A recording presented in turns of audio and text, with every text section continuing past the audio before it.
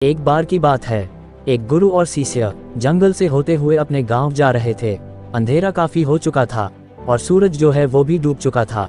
तो शिष्य ने अपने गुरु से कहा कि गुरु जी काफी रात हो चुकी है और सूरज भी पूरी तरह से डूब चुका है, तो बेहतर यही होगा कि हम आज के रात यही आसपास की किसी गांव में गुजारे। तो गुरु जी ने सर हिलाया और वो आसपास के किसी गांव में एक छोटे से घर के पास जाकर रुके। अब जैसे ही वहां गया तो गुरु जी के शिष्य ने दरवाजा खटखटाया। अब जैसे ही दरवाजा खटखटाया तो अंदर से एक गरीब आदमी बाहर आया। तो गुरु जी ने बोला कि हम अपने गांव जा रहे थे, लेकिन रात होने की वजह से हमने इसी गांव में रुकने का सोचा। क्या मैं आज रात हम आपके यहाँ रुक सकते हैं? ये सुनने के बाद उस गरीब आदमी ने गुरु जी और उनके शिष्य को अंदर बुलाया। अब जैसे ही गुरु जी अंदर गया तो इन्होंने देखा कि बहुत ही ज़्यादा गरीबी थी उस आदमी के घर में। तो गुरु जी ने उस पूछा कि तू काम क्या करता है? तो उसने बोला कि मेरे पास बहुत सारी ज़मीन है। तो गुरु जी ने बोला कि अगर तेरे पास इतनी सारी ज़मीन है तो फिर तू इस तरह क्यों रह रहा है? तो उस गरीब आदमी ने बोला कि मेरे पास जो ज़मीन है वो किसी काम की नहीं। गांव वाले कहते हैं कि वो बंजर ज़मीन है, वहाँ फसल नहीं उगाई जा सकती और वहाँ फसल उगाना बहुत बड़ी बेवकूफ़ी है। तो गुरु जी ने बोला कि फिर तेरे गुजारा किस पर होता है? तो उसने बोला कि मेरे पास एक भैंस है जिस पर मेरा पूरा घर चलता है। ये सुनने के बाद गुरु जी सो जाते हैं और रात को जब सब लोग सोए रहे थे तब गुरु जी ने अपने शिष्य को उठाते हैं और उस गरीब आदमी की भैंस को लेकर अपने गांव चले जाते हैं।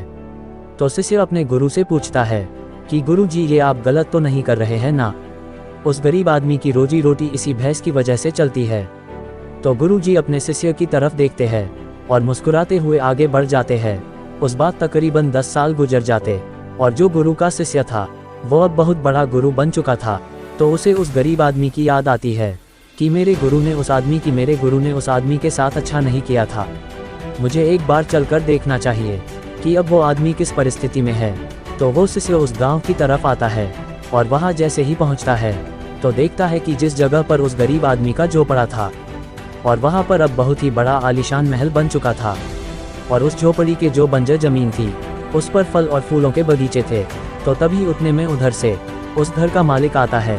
तो शिष्य उसे देखकर पहचान लेता है और उस आदमी को बोलता है कि तुमने मुझे पहचाना, मैं अपने गुरु जी के साथ आया था, हमने तुम्हारे यहाँ एक रात का मुकाम किया था। वो आदमी उसे पहचान लेता है और बोलता है कि उस रात में कहाँ चले गए थे? और उस रात के बाद ही मेरे भैंस कहीं चली गई थी, मेरे पास कोई रास्ता नहीं था। तो मैंने अपने ज़मीन पर बहुत मेहनत की और काफ़ी मेहनत के बाद उस पर फसल निकल आई और आज मैं इस गांव का सबसे बड़ा और सबसे अमीर आदमी बन चुका हूँ। ये सुनने के बाद शिष्य के आंखों में अपने गुरु जी के लिए आंसू आ गई और उसे ये बात अब समझ में आई और वो रोने लगा। इस कहानी से हमें ये सीख मिलती है कि हमारे पास भी बहुत कुछ है यार, हमारे अंदर बहुत कुछ है, लेकिन हमें किसी ना किसी चीज़ ने रुका के रखा है। वो आपके फैमिली वाले भी हो सकते हैं, आपकी जॉब भी हो सकती है या कुछ और भी हो सकता है। देखिए कहीं आपके पास भी तो भैंस के जैसी कोई दूसरी चीज़ तो नहीं है जिसने आपको आगे बढ़ने से रुका कर रखा है। लास्ट तक देखने के लिए धन्यवाद। ऐसी मोटिवेशनल कहानी सुनने के लिए सब्सक्राइब कर लो और इस कहानी को तो लाइक करके ही जाना।